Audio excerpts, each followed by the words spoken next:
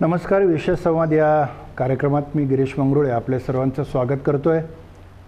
या कार्यक्रमात आज आपण पुन्हा एकदा सोलापुरातील नव्हेच तर जिल्ह्यातील महाराष्ट्र, आंध्र आणि कर्नाटकातील सुप्रसिद्ध असे अस्थिरोग तज्ज्ञ डॉक्टर निखिल गद्रे यांच्याशी संवाद साधणार आहोत.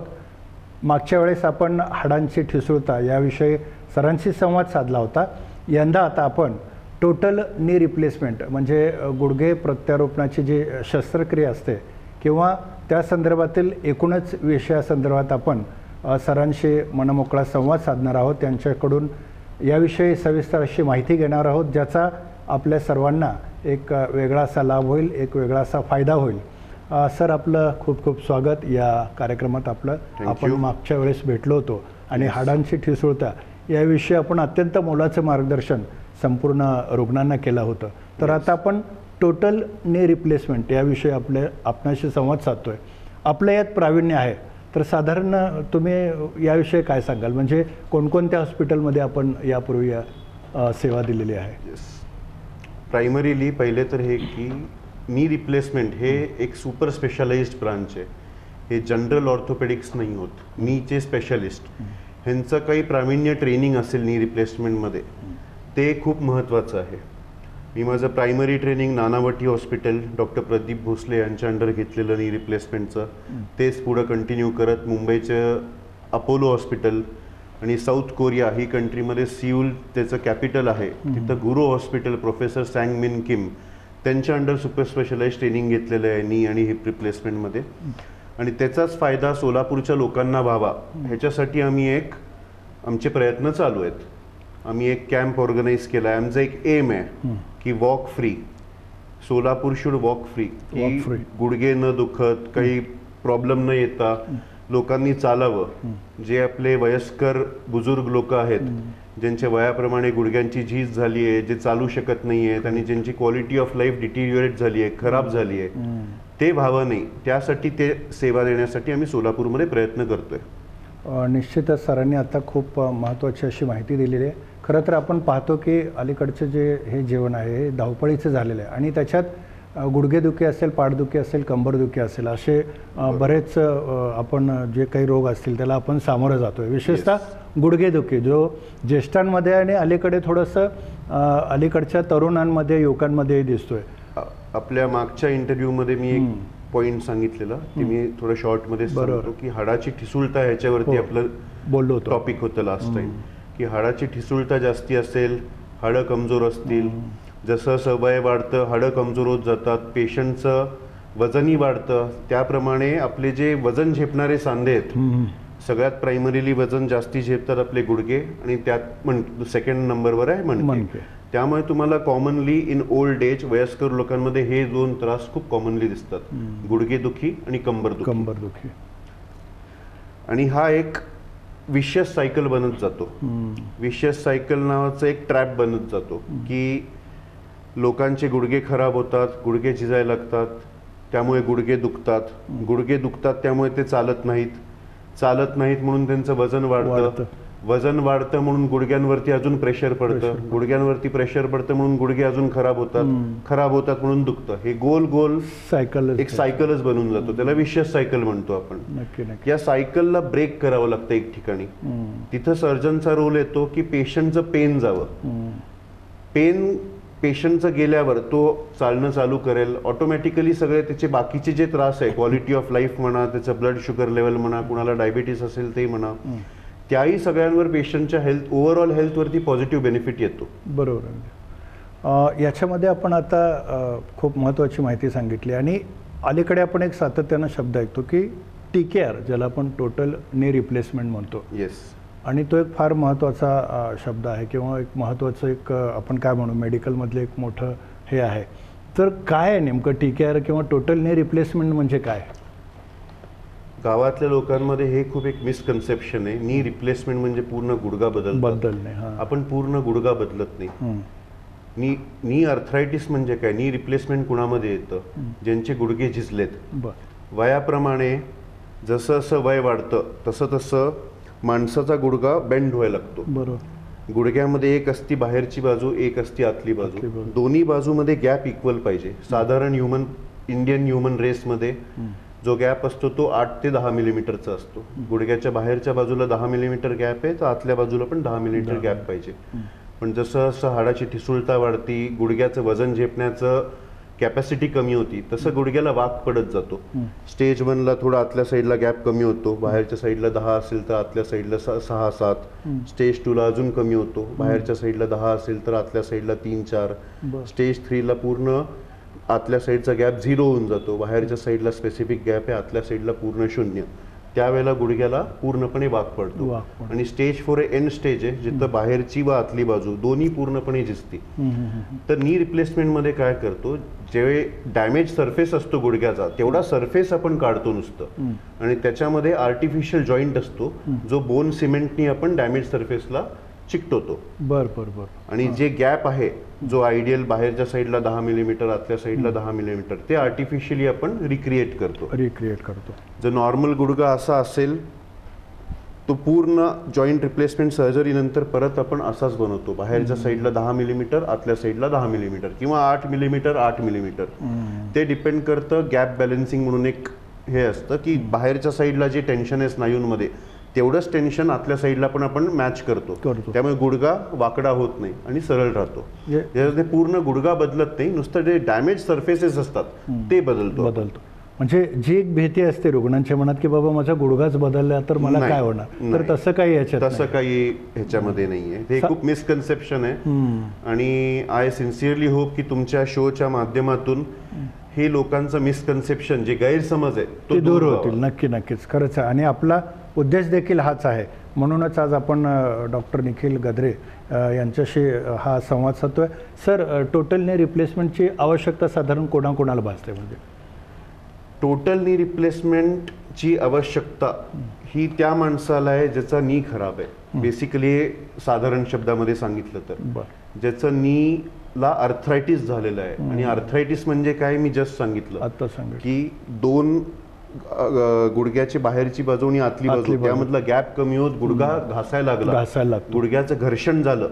तर जसं तुम्ही एका कार्पेंट्री शॉपमध्ये बघितलं असेल, जसं 2 लाकडं एकमेकांना घासल्यावर लाकडांची सालपटं निघतात, तसं आर्थरायटिसमध्ये समजा बोन ऑन बोन कॉन्टॅक्ट आला तर मांडीचं हाड आणि पायाचं हाड एकमेकांवरती जेव्हा घासायला लागतं हाडाची सालपटं निघतात आणि हाड डॅमेज व्हायला लागतं. अशा लोकांमध्ये नी रिप्लेसमेंटची गरज असते. आणि हे आर्थरायटिस पण वेगळ्या वेगळ्या प्रकारचे असतं. एक असतं ओस्टिओ आर्थरायटिस, जे वयाप्रमाणे होणारा आजार असतो.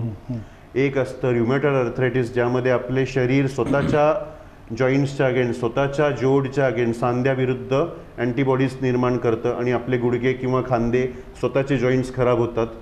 एक असतं कुणाला तरुण वयामध्ये किंवा म्हाताऱ्या वयामध्ये गुडघ्याच्या आसपासचं कुठलं फ्रॅक्चर झालं असेल आणि ते चुकीच्या प्रमाणात जुळलं की तुमचं जॉईंट स्पेस कमी झालं. What ever may be the reason, काहीही कारण असू दे, एंड स्टेज समजा आर्थरायटिस असेल जिथं गुडघ्याचा गॅप कमी होतोय, मांडीचं हाड पायाच्या हाडावरती घासतंय, त्यावेळेला त्याला नी रिप्लेसमेंटची गरज आहे. कारण काही का असू दे ना, समजा हे आहे आर्थरायटिस आहे तर नी रिप्लेसमेंटची गरज आहे.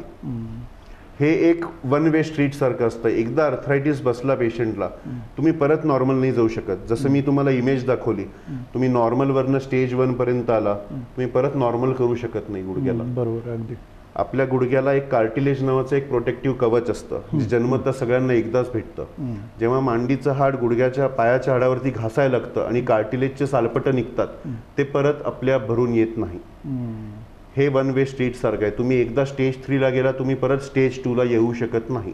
आपलं ट्रीटमेंट हे असतं की स्टेज 2 पासून स्टेज 3 मध्ये न जावं किंवा ट्रीटमेंट न देता जे 5-6 महिन्यामध्ये जाणारे ते डिले करावं. इव्हेंच्युअली तुम्हाला एकदा आर्थरायटिस बसला स्टेज 1 किंवा स्टेज 2, तुम्हाला कधी ना कधी टोटल नी रिप्लेसमेंट हे लागणारच.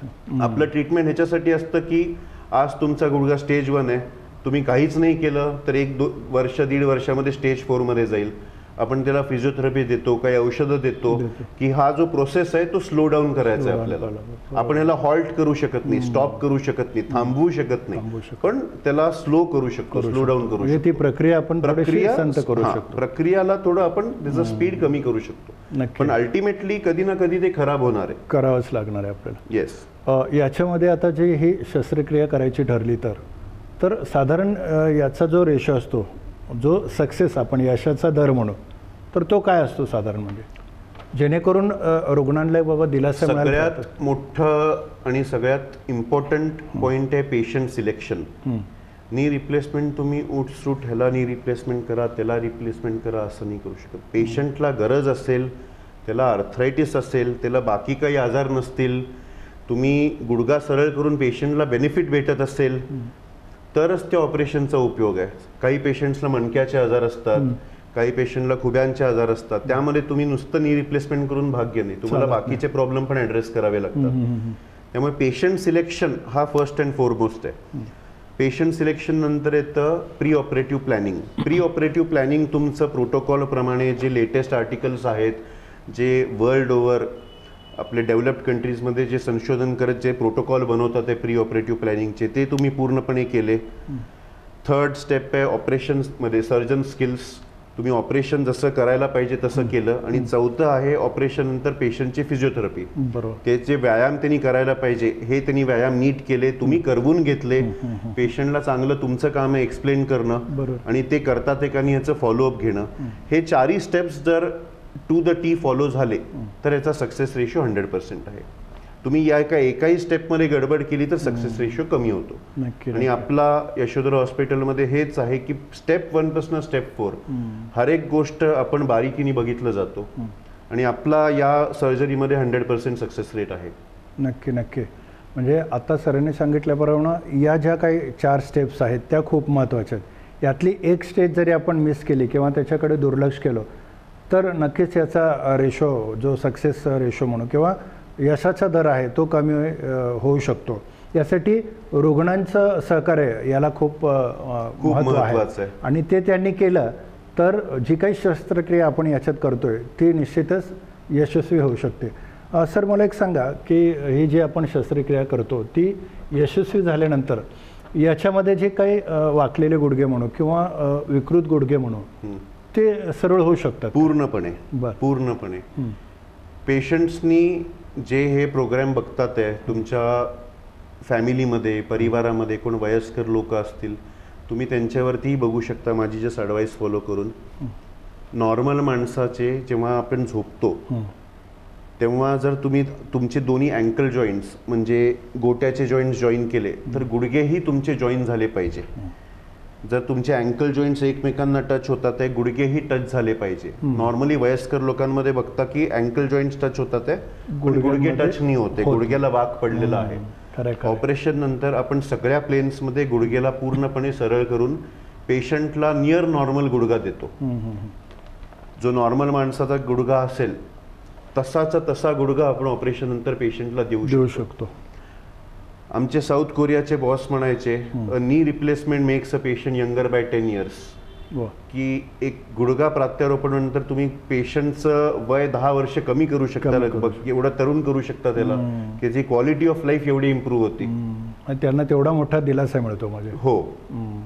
याच्यात म्हणजे पुन्हा पुन्हा ही विकृती होऊ शकते का? म्हणजे तो नाही, एकदा नी रिप्लेसमेंट तुम्ही केलं परत नी आर्थरायटिस होऊ शकत नाही. हां, काय होऊ शकतं, समजा कोणी तरुण पेशंट आहे ज्याला फॉर सम रिझन नी रिप्लेसमेंटची गरज पडली आहे 35-40 वर्षामध्ये, आपण जो सांधा घालतोय शेवटी तो आर्टिफिशियल आहे. बरोबर. नॅचरल आहे तो नॅचरल गुडघा आहे, आर्टिफिशियल आहे तो आर्टिफिशियल आहे. लाईक ऑल आर्टिफिशियल थिंग्स एक लाईफस्पॅन असतो गोष्टींचा. Lifespan of implant depends on various factors. भरपूर फॅक्टर्सवरती डिपेंड करतो की गुडघा किती चालणार. त्याच्यामध्ये सगळ्यात आहे कंपनी. जेवढे तुम्ही चांगली कंपनी चूज करणार तेवढा गुडघ्याचं डेफिनेटली ते मटेरियल चांगलं असतं, मॅन्युफॅक्चरिंग चांगलं असतं, त्याची लाईफस्पॅन जास्ती असते. सेकंड आहे सर्जन स्किल्स. तुम्ही एकदम चांगल्या गुडघ्याला पण बेकार फिट केलं ते फेल जाणार आहे. सेकंड आहे सर्जन स्किल्स. थर्ड आहे पेशंट कसा वापरतो. एक साधारण एक्झाम्पल द्यायचं म्हणजे 2 लोकांनी गाडी घेतली आहे नवीन सेम ब्रँडची. एक माणूस त्याला खूप सांभाळून चालवतोय, स्मूथ रोडवर चालवतोय, स्पीड ब्रेकरवर घालत नाहीये, गुडघ्यात खड्ड्यात घालत नाहीये, टाइम टू टाइम सर्व्हिसिंग करून घेतोय. आणि एक माणूस एकदम रफ चालवतोय. कुणाची गाडी जास्ती वर्ष टिकेल? जो चांगला आहे, जो चांगलं चालू. सगळे प्रोटोकॉल्स फॉलो केले तर 15 ते 20 वर्ष टोटल नी रिप्लेसमेंटची लाईफस्पॅन असते. त्यामुळे आपण वयस्कर लोकांमध्ये हे ऑपरेशन करतो जे 50-55 वरतीच असतात, त्याच्या खाली खूप रेअरली हे ऑपरेशनची गरज पडते, 50-55च्या खाली. आणि नॉर्मल इंडियन लाईफस्पॅन बघितला तुम्ही, ॲव्हरेज काश्मीर ते कन्याकुमारी मध्ये म्हणा किंवा मुंबई टू बंगालमध्ये बघा, ॲव्हरेज इंडियन लाईफस्पॅन 70 to 75 इयर्सचा आहे. Correct correct. त्यामुळे इट इज सेफ टू से की 55च्या आसपास तुम्ही नी रिप्लेसमेंट सेफली करू शकता. आणि ते पेशंटचं जे लाईफस्पॅन आहे तोपर्यंत गुडघा चालावा. Correct correct. जसं आमचे बॉस म्हणायचे इंग्लिशमध्ये, the implant should outlive the patient. म्हणजे पेशंट जेवढं जगणारे इम्प्लांट त्याच्याहून जास्ती जगला पाहिजे, म्हणजे पेशंटला परत सर्जरी लागणार नाही. खरं खरं खरं. त्याच्यावरती व्हेरियस फॅक्टर्स जसं असतं म्हणलं, इम्प्लांटची क्वालिटी, सर्जन ऑपरेशन कसं करतोय, तुम्हाला नी रिप्लेस करणारे भरपूर लोक भेटतील, कसं करणार तेही इम्पॉर्टंट असतं. चांगलं केलं चांगलं टिकणार, सबस्टँडर्ड जॉब केला सब ऑप्टिमल जॉब केला तेवढं चांगलं टिकणार नाही. काही लोक येतात 3-4 वर्षामध्येच परत येतात की गुडघा लूज झाला आमचा. तसं नाही व्हायला कामा. बरोबर आहे. म्हणजे ऑपरेशन आपण कसं करतो किंवा मटेरियल काय वापरतो आणि त्याच्यानंतर आपण काय काळजी घेतो याच्यावर देखील खूप गोष्टी अवलंबून असतात. आत्ता सरांनी खूप चांगली ही माहिती दिली आहे. आणि जरी डॉक्टरांनी त्यांचे 100% प्रयत्न केले तरी रुग्णांवर देखील ते तितकंच डिपेंड असतं की तुम्ही किती काळजी घेता, तुम्ही किती सहकार्य करता आणि नंतरचे जे काही स्टेप्स आहेत त्या कशा फॉलो करता याला देखील खूप महत्त्व आहे. सर, आता हे ज्यावेळी आपण नी रिप्लेसमेंट करू किंवा करतो आणि ती शस्त्रक्रिया यशस्वी झाली, ऑपरेशन यशस्वी झाल्यावर साधारण रुग्ण किती दिवसात चालू शकतो? म्हणजे पहिल्या दिवशीपासून.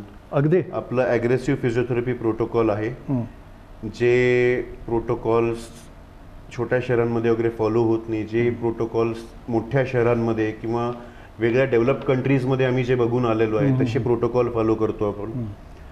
नॉर्मली मी माझ्या पेशंट्सला सकाळी 7ला ऑपरेशनला घेतो, गुडघा साफ वगैरे करून 8पर्यंत भूल देऊन 8:30-9 पर्यंत ऑपरेशन चालू होतं, ते 11पर्यंत संपतं आणि संध्याकाळी 6ला मी पेशंट्सला चालवतो वॉकरवरती. एक पूर्ण दिवस बेड रेस्ट घ्यायची ही गरज नाही आहे. तुम्ही 24 तासाच्या आतमध्ये स्वतः चालू शकता वॉकर घेऊन. सुरुवातीचा काळ काही टाके दुखतात किंवा सांधा असतो म्हणून आपण एक बेल्ट लावतो प्रोटेक्शन म्हणून, पण त्याच्यामध्ये काही चालण्याचं काही हे नाही आहे. पहिल्या दिवशीपासून आपण पेशंटला चालवतो. दुसऱ्या दिवशीपासून पेशंटची जे इनवेलिंग फोलिस कॅथेटर असतं, जे लघवी होण्यासाठी आपण जे कॅथेटर घालतो तेही काढून टाकतो. सेकंड डे पासून पेशंट स्वतः कुणावरतीही अवलंबून न राहता बाथरूमला जाऊ शकतो, स्वतः कपडे घालू शकतो. आपण आपल्या हॉस्पिटलला साधे ड्रेसिंग्स वापरत नाही, आपण वॉटरप्रूफ ड्रेसिंग्स वापरतो. बरोबर. माझे पेशंट्स ऑपरेशन नंतर पहिल्या दिवशीपासून शॉवर घेऊ शकतात, स्वतः आंघोळ करू शकतात, पर्सनल हायजीन मेंटेन करायला, की वॉटरप्रूफ ड्रेसिंगमधून आतमध्ये पाणी जात नाही. त्यामुळे असं नाही आहे की पेशंट कुणावरती बर्डन बनतोय किंवा ओझं बनतोय. पेशंट पूर्णपणे आत्मनिर्भर स्वावलंबित व्हावं याच्यासाठीच आपण हे ऑपरेशन करतो. त्यामुळे पेशंटला झोपून राहायची, बेड रेस्ट घ्यायची काहीही गरज नाही. खरोखरच आहे. म्हणजे आपल्याला वाटतं की माझं गुडघ्याचं ऑपरेशन झालं तर मी काही दिवस मी बेडवर पडून राहणार का, मग माझं कसं होणार, अशी कुठेतरी एक भीती असते. त्याच्यामुळं आपण हे ऑपरेशन करायला थोडी टाळाटाळ करतो. किंवा मग आत्ता सर म्हटल्याप्रमाणे मला दुसऱ्यांवर अवलंबून राहता येईल का, अशा काही गोष्टी असतात, भीती असते, गैरसमज असतात आणि त्यामुळेच आपण हे टाळाटाळ करतो. पण आता सरांनी सांगितल्याप्रमाणे एका दिवसात आपण नी रिप्लेसमेंट नंतर चालू शकतो आणि दुसऱ्या दिवसापासून आपण ज्या काही आपल्या काही रेग्युलर गोष्टी आहेत त्या करू शकतो. खूप चांगली माहिती या ठिकाणी सरांनी सांगितली आणि त्याचा निश्चितच आपल्याला लाभ होईल. सर, मला एक सांगा की मला जर शस्त्रक्रिया करायची असतील किंवा रुग्णांना करायची असतील ही नी रिप्लेसमेंटची, तर साधारण किती दिवस आधी यासाठी आपल्याला हॉस्पिटलमध्ये दाखल व्हावं लागतं? नी रिप्लेसमेंट बघा, हे इमर्जन्सी सर्जरी नाही आहे, ही प्लॅन्ड सर्जरी असते, ह्याला इलेक्टिव्ह सर्जरीज म्हणतो. जसं कोणाचा ॲक्सिडेंट विक्टीम आहे, ज्याचा ॲक्सिडेंट झाला, त्याला इमर्जन्सीमध्ये हॉस्पिटलमध्ये आणावंच लागतं तुम्हाला आणि लवकरात लवकर ऑपरेशन करावं लागतं. नी रिप्लेसमेंटमध्ये असा भाग नाही आहे. हे तुम्ही प्रॉपर प्लॅन करून करू शकता आणि आयडियली प्लॅन करूनच करायला पाहिजे, ज्याच्यामध्ये आपण OPDमध्ये पेशंटचे सगळे ब्लड इन्व्हेस्टिगेशन्स करून घेतो. OPD बेसिसवरती आपल्याकडे जी आमची टीम आहे यशोधरा हॉस्पिटलमध्ये, आमचे कार्डिओलॉजिस्ट जे हार्टचं चेकअप करतात पूर्ण, फिजिशियन पेशंटला शुगर असेल BP असेल त्याचं चेकअप करतात, अनेस्थेटिस्ट भूलचे तज्ज्ञ की भूलसाठी सक्षम आहेत का नाही बघण्यासाठी, हे OPD बेसिसवर 2 तासामध्ये आपण करून घेतो. पेशंट घरी जातो, पेशंट ऑपरेशनची जी प्लॅन डेट असेल, सपोज मंडेला ऑपरेशन असेल, पेशंट रविवारी संध्याकाळी ॲडमिट होतो आपल्याकडे, सोमवारी सकाळी त्याचं ऑपरेशन होतं, सोमवार संध्याकाळपासून आपण त्याला चालवायला चालू करतो, मंगळवारीपासून स्वतः बाथरूम वापरणं, स्वतः कमोड वापरणं आपण चालू करतो, आणि बुधवारी आपण पेशंटला डिस्चार्जही करतो एका गुडघ्याचा असेल तर.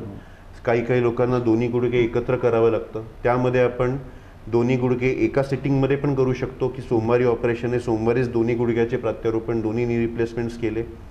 किंवा काही पेशंटला डायबिटीस असेल, ब्लड प्रेशर असेल, आपल्याला एका वेळेला 2 गुडघे नाही करायचे, आपण सोमवारी 1 गुडघा करू शकतो, मंगळवारी 1 गुडघा करू शकतो, आणि जो डिस्चार्ज आहे बुधवारच्या जागी आपण शुक्रवार करू शकतो. 1-2 दिवस स्टे वाढतो.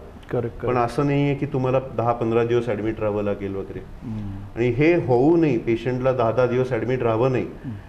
त्यामुळेच आपण प्री ऑपरेटिव्ह ऑप्टिमायझेशन म्हणतो याला, की ऑपरेशनच्या पहिले ओपीडी बेसिसवर पेशंट भूल घेण्यासाठी सक्षम आहे, पेशंटला बाकी काही नाही, हे सगळं आपण प्लॅन करून करतो. की अनइव्हेंटफुल, आपल्याला ऑपरेशनच्या दिवशी सरप्राईज नाही भेटला पाहिजे की अरे पेशंटचं शुगर एकदम वाढली आहे किंवा ब्लड प्रेशर एकदम वाढलेलं आहे, त्याला अननेसेसरी 2 दिवस स्टे वाढतोय. कारण कुठं ना कुठं आपली एक रुरल इकॉनॉमी आहे, पेशंटचा एकही दिवस स्टे वाढला की पेशंटचा खर्च वाढतो. त्यामुळे आपल्याला हे सगळं प्लॅन करूनच करावं लागतं. आपण जे पॅकेज बनवलं आहे आपल्या हॉस्पिटलमध्ये, त्याच्यामध्ये 1 दिवस पहिले पेशंटचं ॲडमिशन, 1 दिवस सर्जरी नंतर आपण ऑब्झर्वेशनसाठी पेशंटला ICU मध्ये ठेवतो, त्याच्यानंतर 2 दिवस वॉर्डमध्ये, आणि 4थ्या दिवशी डिस्चार्ज. म्हणजे खरं पाहिलं तर आपण, मी मगा म्हटल्याप्रमाणे, आधी आपल्याला एक 5-6 दिवस ॲडमिट व्हावं लागतं का, मग ऑपरेशन नंतर परत पाडून राहावं लागतं का? तर असं काही नाही आहे. या नी रिप्लेसमेंटमध्ये तुम्ही मॅक्झिमम 3 ते 4 दिवसात मॅक्झिमम, ते पण आत्ताची गरज असेल तर. तुम्ही परदेशात बघायला गेला, डे केअर नी रिप्लेसमेंट चालू झालेत. डे केअर की सगळं ओपीडी बेसिसवर करून सकाळी पेशंटचं ऑपरेशन करून दुसऱ्या दिवशी डिस्चार्ज करतात. नुसतं फिजिओथेरपी आणि इंजेक्शन द्यायला होम नर्स जाती. आपल्याकडे अजून सोलापूरमध्ये तेवढं home care, home nursing care अजून डेव्हलप नाही झालंय. पण आमचा एम ॲट हेच आहे. माझं as a personal joint replacement surgeon, सांधा प्रत्यारोपण सर्जन आणि यशोधरा हॉस्पिटल, की state of the art world class medical facilities आपल्याला द्यायचं. जे इंडियामध्ये बाकी ठिकाणी होते तेच ट्रीटमेंट आम्हाला त्यांच्याशी कॉम्पिटिशन नाही आहे. पण आपल्याला इथे द्यायची आहे वर्ल्ड क्लास स्टँडर्ड प्रमाणे. आमचं एम आहे पुढच्या 1-2-3 वर्षामध्ये, 5 वर्षामध्ये नी रिप्लेसमेंटला डे केअर प्रोसिजर म्हणून चालू करायचं. पण त्याला वेळ लागणार आहे, लोकांचा माइंडसेट चेंज करायला वेळ लागणार आहे. We have to give it time. अशक्य नाही आहे ते. अशक्य नाहीये, डेफिनेटली शक्य आहे. 100% एक ना दिवस आम्ही करणार ते, आणि होणारही नक्की. पण डॉक्टर निखिल गद्रे यांच्याशी संवाद साधतोय. टोटल नी रिप्लेसमेंट याविषयी एक अत्यंत मौलिक अशी माहिती सरांकडनं घेतोय, की टोटल नी रिप्लेसमेंट म्हणजे काय आहे, त्याची आवश्यकता कोणाला आहे, त्याचं साधारण ती का भासते आवश्यकता, आणि यासाठी काळजी का घ्यावी लागते. खूप महत्त्वपूर्ण अशी माहिती आतापर्यंत सरांनी आपल्याला दिलेली आहे. सर, आतापर्यंत मी म्हटल्याप्रमाणे आपण एक चांगल्या पद्धतीची माहिती दिली आहे. 4 दिवसात साधारण रुग्ण आपल्या पायावर उभा राहू शकतो आणि त्याचे रेग्युलर तो कामं करू शकतो. याच्यामध्ये अजून एक महत्त्वाचा प्रश्न पेशंटच्या मनात असतो, तो म्हणजे ही शस्त्रक्रिया झाल्यावर त्यांना खाली गुडघे किंवा मांडी घालून बसता येऊ शकतं का, किंवा मला या शस्त्रक्रियेनंतर साधारण आपण प्रार्थना असेल किंवा नमाज अदा करणे असेल, ज्यांना नमाज अदा करायची असते, ज्यांना प्रार्थना करायची असते, तर हे सगळं शक्य आहे का? म्हणजे आपण खाली बसू शकतो का जनरल याच्यामध्ये? जसं तुम्ही क्वेश्चनमध्ये म्हणलं की 4 दिवसामध्ये चालू शकतो. पेशंट चालतो पहिल्या दिवशीपासून, 4 दिवसानंतर डिस्चार्ज होतो. पूर्ण त्याचे प्रोसेस चालतो तो पहिल्या दिवशीपासूनच, विदिन 24 आवर्स. तुमच्या क्वेश्चन जे आहे की खाली बसू शकतो का आपण, किंवा प्रार्थना करू शकतो का, किंवा इंडियन पद्धतीचं बाथरूम आपण टॉयलेट वापरू शकतो का, बरोबर आहे. एक प्रश्न असतो का वापरू शकतो का, आणि दुसरा प्रश्न असतो वापरायला पाहिजे का. हे 2 प्रश्न आहेत. तर मी पहिला प्रश्न सांगतो, वापरू शकतो का. हो, तुम्ही डेफिनेटली वापरू शकता. तुम्ही नी रिप्लेसमेंट किंवा गुडघा प्रत्यारोपणच्या सर्जरी नंतर मांडी घालून खाली बसू शकता, नमाज ऑफर करू शकता, प्रार्थनेसाठी खाली बसू शकता, किंवा इंडियन पद्धतीचं टॉयलेट वापरू शकता. हे आहे की करू शकता का नाही, ह्याचं उत्तर आहे की करू शकतो आपण. जे दुसरा प्रश्न जो माझ्यातर्फे प्रश्न आहे, करायला पाहिजे का, त्याचं उत्तर आहे नाही, करायला नाही पाहिजे. जसं मी इंटरव्ह्यूमध्ये पहिले सांगितलं, आपल्या शरीराचे वेट बेअरिंग जॉईंट्स जे असतात सगळ्यात पहिले असतात आपले गुडघे, सेकंड असतात आपले स्पाईन, मणके. आणि आपल्या ह्याच्या जे इम्प्लांट घालणारे त्याच्या लाईफस्पॅनवरती डिस्कशन झालं थोड्या वेळ पहिले. जेव्हा माणूस मांडी घालून खाली बसतो आणि उठतो, त्याच्या वजनाचं 5 ते 6 पट लोड त्याच्या गुडघ्यातून ट्रान्सफर होतो. अज्युमिंग तुमचं वजन 60 किलो आहे, तुम्ही खुर्चीवरनं उठताय, तुमच्या गुडघ्यावरती 60 किलो वजन पडतंय. पण जेव्हा तुम्ही मांडी घालून बसता आणि जमिनीवरनं उठतो, 5 times your body weight, 5 to 6 times your body weight, तुमच्या वजनाचा 5 ते 6 पट लोड, 300-350 किलोचा लोड तुमच्या गुडघ्यातून ट्रान्सफर होतो जेव्हा तुम्ही खाली बसून वरती उठता. हे आपले बॉडीचे बायोमेकॅनिक्स आहेत. हा आकडा तुम्ही कुठे इंटरनेटवर सर्च करू शकता की मांडी घालून बसून उठताना आपल्या गुडघ्या थ्रू खूप जास्ती लोड ट्रान्सफर होतो. हे बऱ्याच जणांना माहिती नसतं. नाही, भरपूर लोकांना माहिती नसतं. त्यामुळे माझ्या पेशंट्स जेव्हा मला विचारतात की आम्ही हे करू शकतो का, माझं उत्तर हे असतं, हो डेफिनेटली करू शकता, पण करायचं नाही. शक्यतो नाही, टाळा. जास्ती वेळ चालवायचा आहे तुम्हाला. जसं मी एक उदाहरण दिलं, एक गाडी आहे ती सांभाळून चालवतोय माणूस, दुसरी गाडी आहे खूप रफ चालवतोय, कुणाची जास्ती चालेल, जो काळजीपूर्वक घेतो. अगदी तसंच तुम्हाला गुडघा बदललाय आपण, म्हणजे गुडघा प्रत्यारोपण केलेलं आहे, नी रिप्लेसमेंट केलेलं आहे, ते मॅक्झिमम ड्युरेशन पर्यंत चालावं, तुमची पूर्ण राहिलेली आयुष्य ते टिकून राहावं, त्यासाठी तुम्हालाही तुमच्यातर्फे थोडे सॅक्रिफायसेस, एफर्ट्स द्यावे लागणार आहे. तुम्ही दिवसातून 10 वेळेला उठ बस केलं, त्या गुडघ्याचा तेवढा घर्षण वाढणार आहे. गुडघा असतो मेटलचा, मेटलवर घासू नये आणि स्क्रॅचेस येऊ नये म्हणून त्याच्यामध्ये आपण एक प्लास्टिक घालतो, ज्याला म्हणतो आपण हायली क्रॉसलिंक्ड हाय मॉलिक्युलर वेट पॉलिइथिलीन. हे त्या प्लास्टिकचं नाव आहे. की जे मांडीचं हाड बदललंय आपण ते मेटलचं आहे. मेटल असतं कोबाल्ट क्रोम. जे टिबियाचं हाड बसवलंय ते मेटलचं आहे, ते मेटलही असतं cobalt chrome. 2 cobalt chrome surface एकावरती घासू नये म्हणून मध्ये प्लास्टिक असतं. चालताना हा पोझिशन असतो, आपण जसं खुर्चीवर बसलोय ही पोझिशन असते. जेव्हा माणूस मांडी घालून बसतो किंवा इंडियन पद्धतीने टॉयलेटवर बसतो तेव्हा पूर्ण गुडघा बेंड होतो, आणि जेव्हा तो उठतो पूर्ण गुडघा घासून निघतो. ते प्लास्टिक जे असतं ते लवकर खराब व्हायची शक्यता वाढते. आपल्याला पाहिजे आपला गुडघा 15 वर्ष 20 वर्ष चालावा, तर तुम्हालाही तुमच्यातर्फे थोडे सॅक्रिफायसेस करावे लागेल. म्हणजे आपण शक्यतो ही काळजी घेणं फार महत्वाचं आहे. आपल्याला जरी खाली बसू वाटलं तरी आपण शक्यतो ते बसायला नको. माझ्या पेशंट्सला तेच ॲडवाइस असते की तुम्ही जेवायला खाली बसू नका, खुर्ची टेबल वापरा, बाथरूमसाठी वेस्टर्न कमोड वापरा, आणि ओव्हरऑल तुम्हाला योगा वगैरे काही कोणाची करायची असेल तेही तुम्ही एक लाकडी बेडवरती योगा मॅट घालून करू शकता, ज्याच्यावरती तुम्ही स्ट्रेचिंग मांडी घालून बसू शकता. जमिनीवरती बसायचं नाही. पेशंटला हेही सांगतो, तुम्हाला खूपच मांडी घालून बसण्याची इच्छा झाली, तुम्ही गादीवरती मांडी घालून बसा, खाली बसू नका. गादीवरती मांडी घालून बसा, जेवताना परत पाय सरळ करा, ठीक आहे.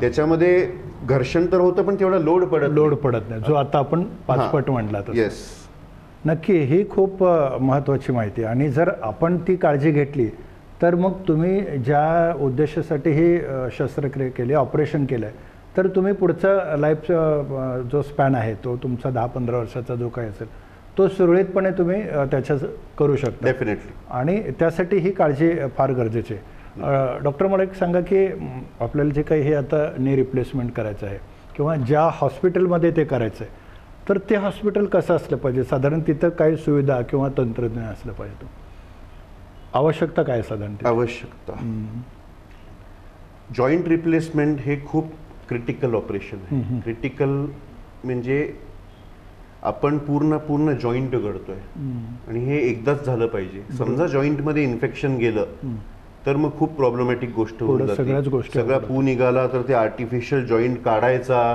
आणि परत एक नवीन जॉईंट घालायचा, हे खूप पेशंटसाठीही प्रॉब्लेमॅटिक असतं आणि डॉक्टरसाठीही प्रॉब्लेमॅटिक असतं. एक म्हण आहे, माझी मदर एक जनरल सर्जन आहे, त्यांच्या बॉस म्हणायचे नेहमी, you can spit in a abdomen but you cannot breathe in a joint. असं एक म्हण आहे त्यांच्या ह्याच्यामध्ये की तुम्ही पोटाच्या कॅव्हिटीमध्ये थुंकलं तरी चालेल, पण तुम्ही जॉईंटमध्ये श्वास नाही घेता कामा. जॉईंटमध्ये एवढं आपल्याला इन्फेक्शन कंट्रोल लागतं. त्यामुळे इतकी बारीक काळजी तिथं, इतकी बारीक काळजी, इन्फेक्शनचे सगळे infection prevention protocols, exhaust mask, exhaust suits येतात आमचे, एक्झॉस्ट सूट्स घालतो की आम्ही जे श्वास घेतोय तेही जॉईंटमध्ये घेता कामा नाही. ते आपण जो श्वास घेतो तो वरती गेला पाहिजे. आपले जे ओटी असतात हे मॉड्युलर ऑपरेटिंग रूम्स असतात. त्याच्यामध्ये हेपा फिल्टर्स म्हणून बसवले असतात की छोटे छोटे 0.03 मायक्रॉनचे पार्टिकल्स ते फिल्टर आउट करून घेतात.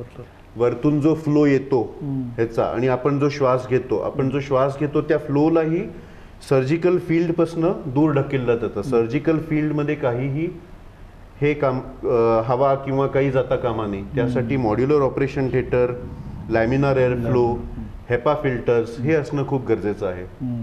आणि या सगळ्या सुविधा आपल्याकडे यशोधरामध्ये आहेत. आपल्या यशोधरामध्ये आहेत, जुन्या हॉस्पिटलमध्ये आहे, जे नवीन सेटअप बनते त्याच्यामध्ये ह्याच्याहून जास्ती चांगले सुविधा उपलब्ध आहेत. नक्की. फार महत्त्वाचं आहे की सरळ आपल्याला वाटलं की चला आपण नी रिप्लेसमेंट करू आणि एखाद्या हॉस्पिटलमध्ये जाऊ, तर तसं काही नसतं. याच्यासाठी काही जे आवश्यक ते अद्ययावत तंत्रज्ञान असेल, सोयीसुविधा असतील, सरांनी आताच सांगितल्याप्रमाणे ज्या काही या 3-4 गोष्टी असतील या असतील तर खूप चांगलं, जेणेकरून कोणत्याही प्रकारचे इन्फेक्शन होणे आणि त्याचा त्रास डॉक्टरांपेक्षा विशेषतः पेशंटना भविष्य काळात होणे. तर अशा पद्धतीचे एक अद्ययावत सुविधा असली पाहिजे. तर ती आपल्या सोलापुरातल्या यशोधरा हॉस्पिटलमध्ये आहे. आणि याच्यानंतर एक आणखी एक महत्त्वाचा प्रश्न जो रुग्णांच्या मनात असतो किंवा एखादी शस्त्रक्रिया कोणतीही असेल, कुठलीही असेल, प्रश्न येतो तो पैशांचा. बरोबर. म्हणजे आपण बऱ्याच वेळा आपल्याला ते शस्त्रक्रिया करायची असते, ऑपरेशन करायचं असतं, पण आर्थिक अडचण कुठेतरी असते. तर साधारण टी-केअरची आपण आता नी रिप्लेसमेंट जी आपली ही आहे ती साधारण महाग आहे का? आणि सर्वसामान्य महाग नाही, पण स्वस्त एकदम चीप ही नाही. म्हणजे हे काय आपण काही असतात मी एवढ्यामध्ये करतो, आपण काय भाजीपाला विकत नाहीये. हे तुमचा गुडघ्याचा प्रश्न आहे, तुमच्या आयुष्याचा प्रश्न आहे. तुमचं पूर्ण आयुष्य डिपेंड करतं याच्यावर. जसं मी सांगितलं, ऑपरेशन थिएटर अशी पाहिजे, इम्प्लांट चांगले पाहिजे. त्यामुळे हे असं नाही की खूप स्वस्त ऑपरेशन आहे, असं नाहीये. बाहेर परदेशामध्ये हेच ऑपरेशन 5-5 लाख रुपये लागतात या ऑपरेशनसाठी. आपण तेच ऑपरेशन एक योग्य प्राइसमध्ये की सोलापूरच्या गोरगरीब जनता किंवा एक मिडल क्लास जनता आहे त्यांनाही परवडेल, ह्याच्यावरती आमचं वर्क चालू आहे की आपण काय करू शकतो विदाउट कॉम्प्रोमाइजिंग द क्वालिटी. क्वालिटीला मध्ये कॉम्प्रोमाइज न करता जे आपण इम्प्लांट घालणार आहे, जे मटेरियल यूज करतोय त्या मटेरियल मध्ये कॉम्प्रोमाइज न करता आपण साधारण समाजाच्या कॅपॅसिटीमध्ये बसेल ह्याच्यासाठी आमचे प्रयत्न चालू आहेत. एक ऑल इन्क्लुझिव्ह आपण एक पॅकेज बनवू ज्याच्यामध्ये तुमचे सर्वसाधारण जनता पण हे ऑपरेशनचा लाभ घेऊ शकेल. याच्यावरती आमचं वर्क चालू आहे. आणि आम्ही त्याच्यासाठीच 2 मे या दिवशी, 1 मे जो महाराष्ट्र दिवस आहे आणि लेबर डे तो रविवार येतो अनफॉर्च्युनेटली, पण त्याच्या पुढे 2 मेला सोमवार येतो. आम्ही एक बोन मिनरल डेन्सिटी स्कॅनचा कॅम्प घेणार आहे त्यामध्ये, ज्याच्यामध्ये ओव्हरऑल तुमच्या हाडाची ठिसूळता किती आहे वगैरे मेजर केलं जाईल. आणि एक्झॅक्टली त्याच्या 7 दिवसानंतर यशोधरा हॉस्पिटलचा फाउंडेशन डे आहे, त्यानिमित्त 1 महिनाभर आमचा टी-केअरचा कॅम्प राहणार आहे. 1 महिना ज्याच्यामध्ये आपण एकदम कमी दरामध्ये total knee replacement quality compromise न करता प्रोव्हाइड करणार आहे. आणि त्याच्यावरती बघून आपण पुढं मग हे इयर लॉंग पण आपण आपले करण्याचे प्लॅन आहेत. पण हे निश्चित आहे की हे ऑपरेशन नुसतं श्रीमंताचे आम्हाला असं नाही करायचंय. कारण का नी आर्थरायटिस जात पात फायनान्शियल स्टेटस उच्च नीच काही बघत नाही. नी आर्थरायटिस कुणालाही होऊ शकतो आणि नी आर्थरायटिस असेल तर त्याला नी रिप्लेसमेंट लागणार आहे. सर्वसाधारण माणसांच्या कॅपॅसिटीच्या बाहेर हे ऑपरेशन जाऊ नये. बरोबर. ह्याच्यासाठी माझा पर्सनल लेवलवर आणि आमच्या हॉस्पिटलचा खूप जास्ती विचार चालू आहे आणि आम्ही हे कमी दरामध्ये अवेलेबल करून देणार आहे. नक्की नक्की. सर, या कॅम्पच्या दृष्टीने किंवा आपल्या फाउंडेशन डेच्या निमित्तानं जो आपण 1 महिना आहे संपूर्ण हे जे काही ऑपरेशन प्रक्रिया करणार आहे त्या दृष्टीनं काय आवाहन कराल तुम्ही रुग्णांना? या दृष्टीने की 2 मेला जो कॅम्प घेतोय आपण BMDचा, त्यामध्ये तुम्ही तुमचं BMDचं स्कॅनिंग करून घ्या, हाडाची ठिसूळता बघून घ्या. त्यामध्ये क्लिनिकली तुमचे गुडघे वाकडे असतील आपण एक्सरे करून घेऊ त्यामध्ये, आणि ज्यांना TKRची गरज आहे ते पूर्ण डिटेलमध्ये तुम्हाला समजवलं जाईल. आणि गरज असेल तर करावं लागेल, ते तुमच्यावरती तुम्ही किती अंगावर काढता. काही पेशंट असतात वर्षानुवर्ष अंगावर काढतात, ठीक आहे, काही परिस्थिती नसती कुणाचे मुलं त्यांना सपोर्ट करत नाही. माझं जनतेसाठी आव्हान आहे आणि मोर दॅन जनरल पब्लिक जे तरुण लोक आहेत त्यांना माझं आव्हान आहे की आज तुमचे आई वडील, तुमचे आजोबा आजी या लोकांना हा त्रास होत असेल, त्यांच्याकडे दुर्लक्ष करू नका. कारण काही 10 वर्ष 20 वर्षानंतर तुम्हालाही हा त्रास होणार आहे, सामोरं जावं लागणार. त्यांना गुडघेदुखीवरती अंगावर काड्या लावू नका. हे आपण ऑपरेशन सर्वसामान्य माणसाच्या कॅपॅसिटीमध्ये बसवण्याचा पूर्ण प्रयत्न करतो आहे. जे काही तुम्हाला मदत लागेल मी माझ्या पर्सनल लेवलवर आणि आमचं हॉस्पिटल सगळे सहकार्य करायला तयार आहे. पण परिस्थिती नाही म्हणून वयस्कर लोकांना त्या अंगावरती काड्या लावू नका. तुम्ही विचार करा 20 वर्षानंतर तुम्हालाही ह्याच परिस्थितीमधनं जावं लागेल. नी अर्थरायटिस सगळ्यांना बसणार आहे, तुम्हाला, मला, सर्वांना. कुणाला लवकर बसेल, कुणाला उशिरा बसेल, डिपेंडिंग कोण कसं आपली लाईफ जगतंय त्याच्यावरती, पण बसणार सगळ्यांना आहे. खरोखरच सरांनी खूप महत्त्वाची माहिती दिली आहे. मागच्या वेळी आपण हाडांची ठिसूळता याविषयी देखील सरांचं मार्गदर्शन घेतलं होतं आणि टोटल नी रिप्लेसमेंट याची गरज काय आहे, आणि यशोधरा हॉस्पिटल एक अद्ययावत पद्धतीनं या सर्व गोष्टीकडे पाहत असताना, अद्ययावत पद्धतीचे उपचार आणि सुविधा देत असताना त्याचा लाभ तुम्ही घ्यावा. आणि एखादं दुखणं तुम्ही जितकं अंगावर काढाल ते तितकंच वाढत जाणार आहे आणि तितकाच खर्च तो पुढं होणार आहे. तर तसं होऊ नये. आणि वयस्कर जे घरातील ज्येष्ठ व्यक्ती आहेत, आपले आजी आजोबा असतील किंवा आईवडील असतील, त्यांना तो त्रास होऊ नये यासाठी ही शस्त्रक्रिया थोडीफार महाग असली तरी ती कमी खर्चात कशी बसवता येईल आणि याचं हे करताना गुणवत्तेशी कुठेही तडजोड न करता चांगल्या दर्जाचं ऑपरेशन कशा पद्धतीने होईल यासाठी यशोधरा हॉस्पिटल असेल किंवा गद्रे सर असतील यांचा एक फार मोलाचा प्रयत्न या ठिकाणी चालू आहे. आणि निश्चितच याचा आपण लाभ घ्यावा. आणि 1-2 तारखेला आपलं जे काही आता आपण कॅम्प आयोजित करतो आहे किंवा यशोधरा हॉस्पिटलच्या वर्धापन दिनानिमित्त जी काही हा सगळा कॅम्प होणार आहे त्याचा अधिकाधिक रुग्णांनी लाभ घ्यावा असं आवाहन या ठिकाणी मी करतो. हा एक अत्यंत महत्त्वाचा कॅम्प ज्याला आपण शिबिर म्हणू, तर ते सुरू होणार आहे आणि याचा जास्तीत जास्त रुग्णांनी लाभ घ्यावा आणि जे दुखणं तुम्ही अंगावर काढताय ते दूर करावं आणि एक चांगल्या पद्धतीचं आपलं जीवन, पुढचं जीवन हे जगावं आणि चांगल्या पद्धतीचं एक रुटीन आपलं असावं असं आवाहन मी करतो. सर, खरं तर आपण यशोधरामध्ये अनेक वर्ष सेवा करत आहे.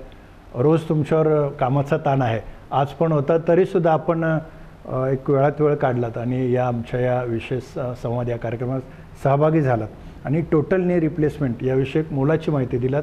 त्याबद्दल मी आपलं पुन्हा एकदा it is always my pleasure आभार मानतो. धन्यवाद.